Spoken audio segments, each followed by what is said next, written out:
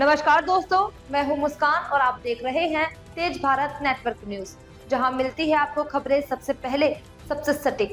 चलिए बढ़ते हैं आज की कुछ खास खबरों की ओर। मुंबई महानगर पालिका चुनाव के माहौल के बीच वार्ड क्रमांक 3 में केंद्रीय सामाजिक न्याय राज्य मंत्री एवं रिपब्लिकन पार्टी ऑफ इंडिया के राष्ट्रीय अध्यक्ष श्री रामदास अठावले का जोरदार और जोशीला भाषण संपन्न हुआ।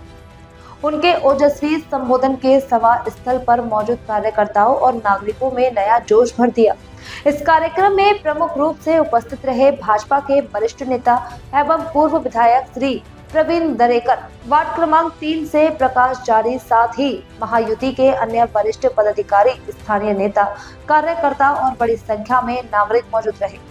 अपने संबोधन में रामदास अठावले ने केंद्र और राज्य सरकार की जन कल्याणकारी योजनाओं का उल्लेख करते हुए कहा कि महायुति सरकार समाज के अंतिम व्यक्ति तक विकास पहुंचाने के लिए प्रतिबद्ध है। उन्होंने कार्यकर्ताओं से एकजुट होकर उम्मीदवार प्रकाश जारी को भारी मतों से विजयी बनाने की अपील की।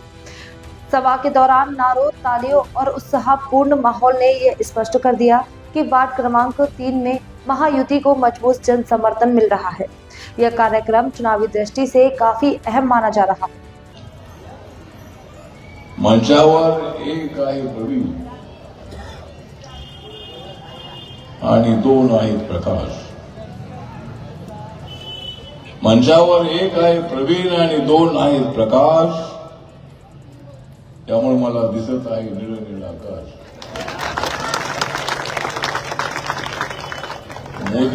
मोदी साहेब करत आहे देशाचा विकास। नरेंद्र मोदीजी करत आहे देशाचा विकास, म्हणूनच महाराष्ट्रामध्ये महाविकास आघाडी झालेली आहे विकास।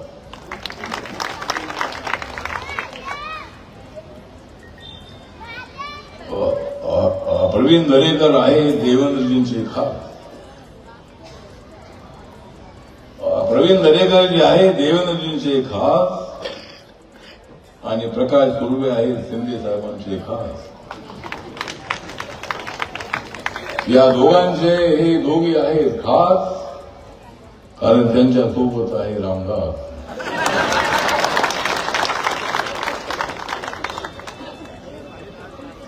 मी आहे केतकी पाड्याचा माणूस खास। अनेक वेळेला रेल्वे स्टेशनवरून चालत चालत मी चाललो। रिक्षासाठी सुद्धा आम्हाला पैसे नसायचे, पण अनेक वेळेला रिक्षावाले ओळखीचे असायचे आणि ते बिन पैशाचे मला या ठिकाणी सोडायचे। अनेक वेळेला रेल्वेने जायचो तेवढ्या सगळे टीसी माझं ओळखीचे असायचे आणि महाराष्ट्रामध्ये फिरत असताना काही त्याची अडचण आली नाही। केतकी पाड्यामध्ये राहणारी जनता माझ्या पाठीशी उभी राहील। आपण माझ्या पाठीशी उभे राहिला नसता तर मला दिल्लीपर्यंत जाता आलं नसतं।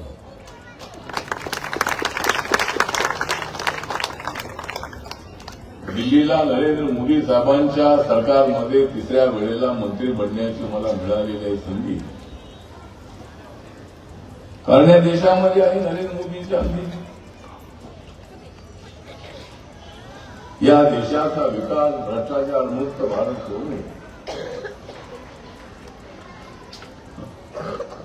अनेक जे देशातले 140 कोटी लोक आहेत त्या लोकांना न्याय देण्यासाठी विचारपूर्वक निर्णय घेणारे नरेंद्र मोदी। नरेंद्र मोदींच्या सरकारमध्ये मला जाण्याची संधी मिळाली, मला तिथं मंत्री मी बोललो। माझ्या बाबासाहेबांचा आशीर्वाद नसता तर मला तिकडे तशी संधी मिळाली नसती। बाबासाहेबांचा विचार घेऊन, जयदेवीचा विचार घेऊन मी तुम्हाला सांगतो की मी रोज खात असतो 2 अंडी। मी रोज खात असतो 2 अंडी। या निवडणुकीत मी उडवणार आहे ठाकरे बंधूंची दांडी। का तर मी रोज खातो 2 अंडी। अंडीचा विषय नाही आहे, पण या महाराष्ट्रामध्ये जी आमची महायुती होती त्या महायुतीतून उद्धवजी बाहेर गेले. उद्धवजी बाहेर गेले आणि एकनाथ शिंदे साहेब आमच्यासोबत आले, प्रकाश सुर्वे साहेब आमच्यासोबत आले. कारण जे आहे प्रकाश सुर्वे आहे तसे खणखणीत नाणे, प्रकाश सुर्वे आहे खणखणीत नाणे. कारण त्यांचा मतदारसंघ आहे मागाठाणे.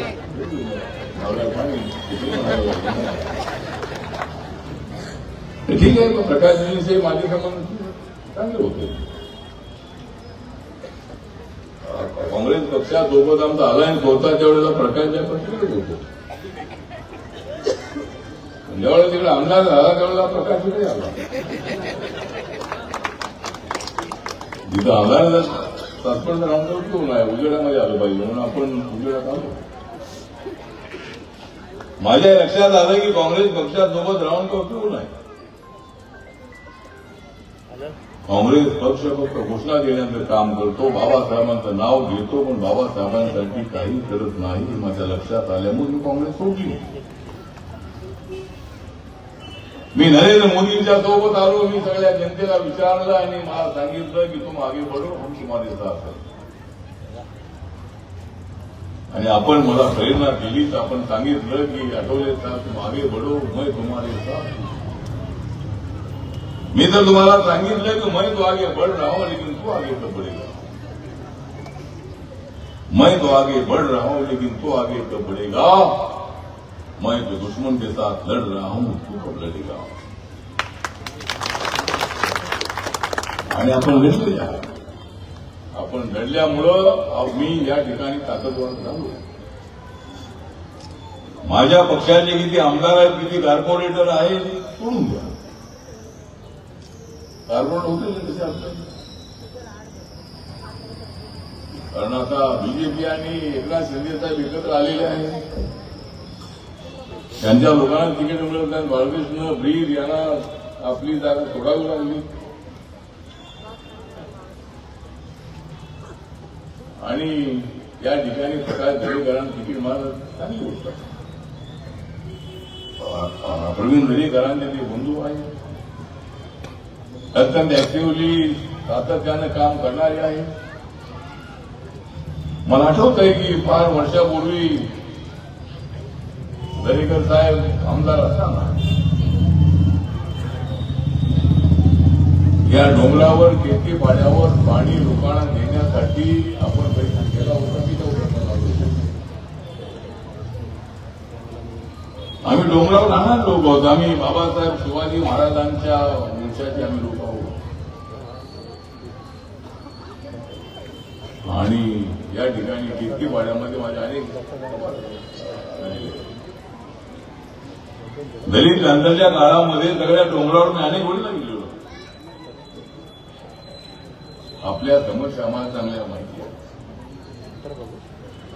आणि म्हणून वन खाते जमीन असो की कुणाची जमीन असो, ही भारताची जमीन आहे आणि आम्ही भारताचे नागरिक आहोत.